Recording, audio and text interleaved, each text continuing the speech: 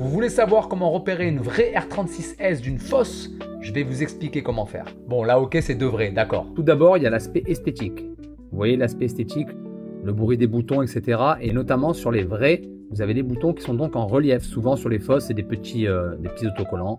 Vous voyez les croix, comment elles sont foutues, etc. Ça, c'est un premier aspect. Ça, c'est pas fiable à 100% parce qu'il y a des copies qui sont très bien faites. Ensuite, il y a l'étiquette, mais on va pas trop s'y attarder parce qu'il y a vraiment beaucoup d'étiquettes différentes. Donc là, vous avez deux barrettes de RAM. Sur les vrais R36S, vous avez deux barrettes de RAM. Sur les clones, vous en avez qu'une qui est tant long comme ça. C'est une autre façon de repérer, mais qui, encore une fois, n'est pas fiable non plus à 100% parce qu'il y a des clones qui ont deux barrettes de RAM. Une autre façon, quand vous êtes dans votre console, dans le menu, vous faites Start et vous vérifiez si c'est bien précisé ArcOS 2.0. Ça, c'est ma version, 31 mai 2025. Et vous vérifiez qu'il n'y a pas marqué, par exemple, en haut EmuElec ou en bas EmuElec. Mais encore une fois, il y a des contrefaçons qui ont réussi à mettre le nom ArcOS 2.0. Donc, la seule vraie façon de voir, c'est de rentrer dans la carte SD, dans les fichiers de la console. Pour ça, vous montez dans Options. Alors, si vous n'avez pas Options, vous pouvez le rajouter en faisant Start, Paramètres de l'interface utilisateur.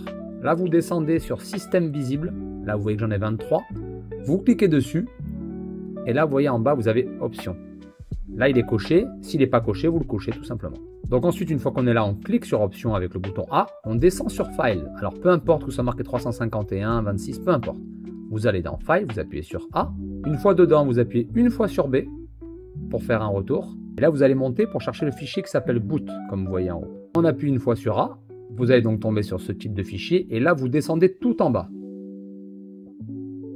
Une fois tout en bas, ce qui nous intéresse, c'est ces deux fichiers-là. Les deux fichiers .dtb. C'est rg351mpkernel.dtb et rk3326 rg351mplinux.dtb. Si vous avez ces deux fichiers dans votre console, c'est que c'est une officielle. Par contre, si vous avez autre chose que ces deux fichiers, malheureusement, vous avez un clone. Ensuite, pour le retour, n'oubliez pas, vous faites Y, vous descendez et vous faites Quitte. Ne touchez à rien dans ce menu options si vous n'êtes pas sûr de ce que vous allez faire. Vous risquerez sinon de faire bugger la console, de ne plus pouvoir y jouer. Voilà, donc maintenant vous savez comment repérer une vraie R36S d'une fausse. Si vous en voulez une vraie, vous n'avez qu'à regarder dans la boutique juste en bas à gauche, je vous mets un lien. Là, c'est celle-ci.